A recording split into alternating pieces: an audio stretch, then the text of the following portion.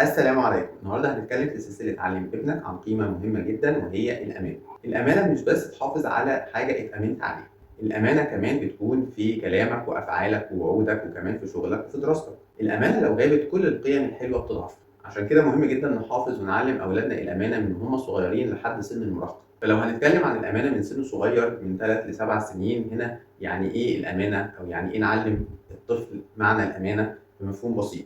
إني ببساطة ما آخُدش حاجة مش بتاعتي، أو لو حد سلِّم لي حاجة أرجّعها له تاني، أو لو حد نسي معايا حاجة لازم أرجّعها له تاني. إيه أخطاء الأهل في المرحلة دي؟ إنّهم يضحكوا لو الطفل أخد حاجة مش بتاعته ويقولوا له شاطر، هنا بيعلّموه إن دي شطارة مش أمانة. أو إن هم ياخدوا حاجة مش بتاعتهم قُدّامه، يعني مثلًا لو في مكان عام ياخد قلم مش بتاعه يكتب بيه ويروح ماشي بيه، فكده هو بيعلّم الطفل إن دي حاجة عادية جدًا. طيب المفروض بقى نعمل إيه؟ إن إحنا نوضّح له ونشرح له إن دي حاجة مش بتاعتنا، هنستعملها ونرجّعها تاني زي ما كانت عشان غيرنا كمان هو يستفيد بيها. كده إحنا بنعلّمه الأمانة وكمان النظام، ونشكره كمان لمّا يعمل كده علشان نعزّز فيه القيمة دي. الأمانة لمّا نيجي نعلّمها لولادنا من سن 8 ل12 سنة، الطفل هنا بيبدأ يفهم معنى الأمانة في الكلام. يعني مثلًا لو صاحبه قال له سر ما ينفعش يقوله لحد، لو المدرس أو المدرسة ادّت له واجب أو ادّت له مهمة لازم يتمها بشكل صحيح. لو حد ادّى له فلوس يشتري حاجة لازم يرجّع الباقي كامل. إيه أخطاء الأهل اللي ممكن يقعوا فيها؟ إنهم يطلبوا من الطفل إن هو يقول كدبة بيضا، ويعلموه إن ده عادي، أو يخفي حاجة عن حد، أو يوعدوه بحاجة وما يعملوهاش، زي مثلًا هاجيب لك لعبة، أو لو عملت حاجة هاعمل لك أنا كمان حاجة في المقابل. هنا الطفل بيتعلم إن الوعد مش مهم، الحل إن إحنا نكون قدوة، يعني مثلًا لو ما التزمناش بوعد إحنا وعدناه بيه لازم نوضح له ونشرح له ونفهمه هو ليه إحنا ما قدرناش نعمل ده ونعتذر له كمان. لو هنتكلم بقى في سن المراهقة من 13 ل17 سنة، المراهق هنا بيواجه مواقف أكبر بتتطلب الأمان. في الدراسة الغش في الامتحانات مش من الأمانة، في الصداقة ما يخونش الثقة، في البيت لو سلمناه مسؤولية يلتزم بيها.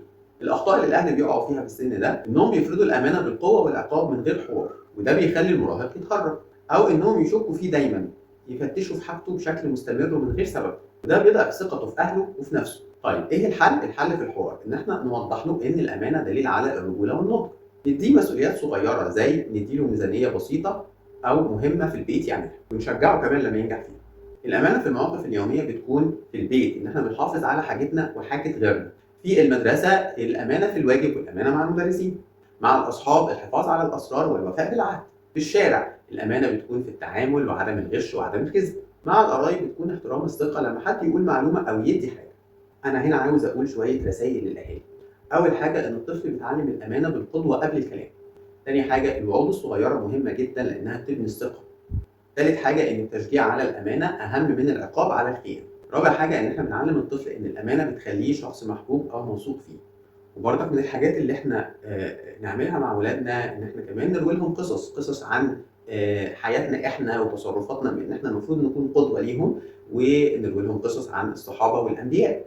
في النهاية عايز أقول إن الأمانة مش بس خلق، الأمانة أسلوب حياة.